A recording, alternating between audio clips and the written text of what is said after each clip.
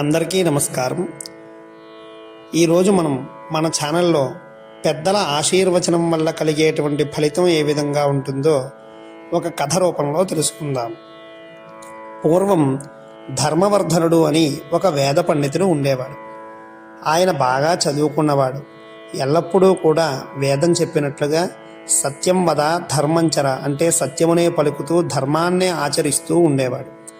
అటువంటి ఆ ధర్మవర్ధనుడికి సరస్వతీ కటాక్షం అయితే పూర్తిగా ఉంది, కానీ లక్ష్మీ కటాక్షం లేదు. అంటే ఆయన చాలా పేదవాడు.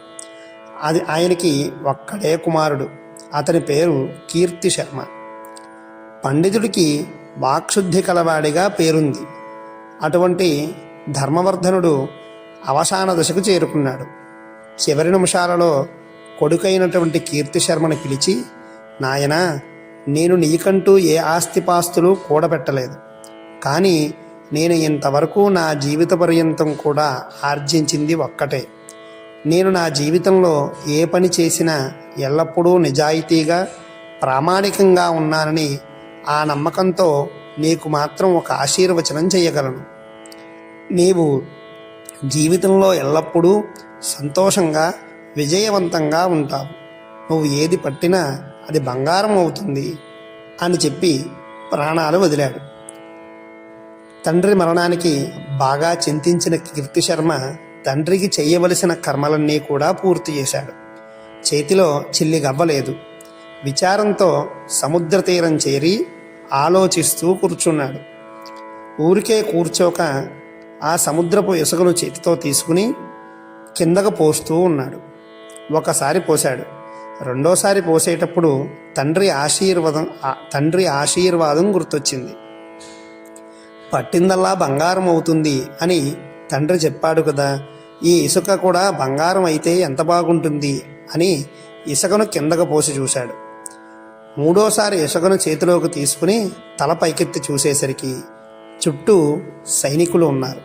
తమ ఆయుధాలని అతనిపై గురిపెట్టి నిల్చుని ఉన్నారు. పక్కన రాజుగారు వచ్చి నుంచున్నారు.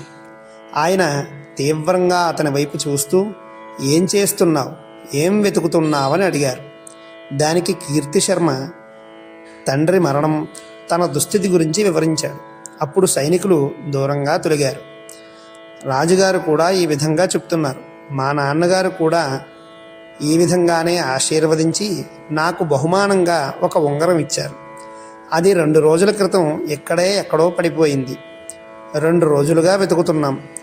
నీవు అసలు విషయం తెలుసుకుని వెతుకుతున్నావనుకుని మా సైనికులు అనుకున్నారు అని చెప్పగానే చేతిలోని ఇసుకని చటాలను కిందకి వదిలేశాడు ఆ యొక్క కీర్తి శర్మ. తండ్రి వాగ్బలం చేత ఆ ఇసుకలోనే రాజుగారి ఉంగరం దొరికింది. రాజుగారి సంతోషానికి హద్దులు లేకుండా పోయాయి.